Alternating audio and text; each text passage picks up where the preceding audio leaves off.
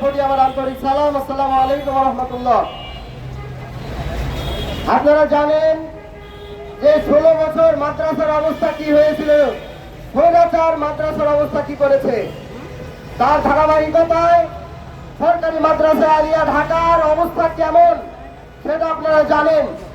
আমরা দেখতে পাই 1961 সালে সরকারি মাদ্রাসা আলিয়া ঢাকার একটা হল করে দেওয়া হয়, যেটা 1966 সালে হল বুঝিয়ে দেওয়ার পরে 300 জন এর থাকার মতো একটা উপযোগী হল করে দেওয়া হয়। কিন্তু বর্তমান সময়ে যুগ আপডেট হলেও আলিয়া মাদ্রাসা এবং মাদ্রাসাগুলোর যুগ আপডেট হয় না। আমরা সেই ধারাবাহিকতায় যেই ক্ষমতায় আসুক না কেন, আমরা কখনোই মাদ্রাসাগুলো কেউ যে সুন্দর ডান চোখ দিয়ে দেখেছে সেটা আমরা দেখতে পাই নাই মাদ্রাসার। তাই আমরা বলতে চাই, বর্তমানে যে আমাদের হল রয়েছে 300 জন থাকে, কিন্তু আমাদের আলিয়া মাদ্রাসাতে 3000 প্লাস ছাত্র রয়েছে।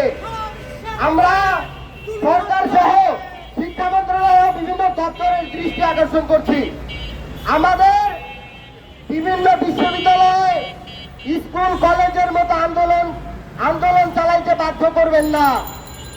আমরা আমাদের এই যৌক্তিক দাবিগুলো যেন উপরের মহলের যেন আদায় করে নিতে পারি, সেই দিকে আমি সরকারের দৃষ্টি আকর্ষণ করছি। আমাদের 3000 ছাত্র রয়েছে, আমাদের থাকার জায়গা নাই, আমাদের ছাত্রদের থাকার জায়গা নাই। টাউনে একটা হল আছে, সেই হল ভঙ্গুর অবস্থায়, সেই হলে 1966 সালের পর থেকে একটা ইট লাগানো হয় নাই। দেশে কি শিক্ষা প্রতিষ্ঠান, মাদ্রাসায় কি শুধু কন্যাসা থাকবে? আমরা কি দেশের ছাত্র নই? আমরা কি দেশের ছাত্র নই? আমরা কি শিক্ষার্থী নই? আমাদের পড়াশোনার অধিকার নেই?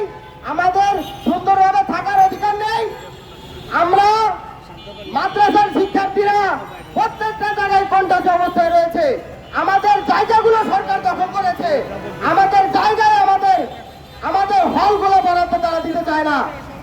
আমরা দেখতে মঞ্চে বলতে চাই, উপরের যত প্রশাসন রয়েছে, শিক্ষা মন্ত্রণালয়, শিক্ষা ও মাদ্রাসা শিক্ষা অধিদপ্তর সহ সরকারের আমরা দৃষ্টি আকর্ষণ করছি, তারা অনতি বিলম্বে আমাদের সকল সমস্যা নিরসন করে সুন্দর একটা মানসম্মত দৃষ্টিনন্দন একটা হলের বাজেট দিবেন।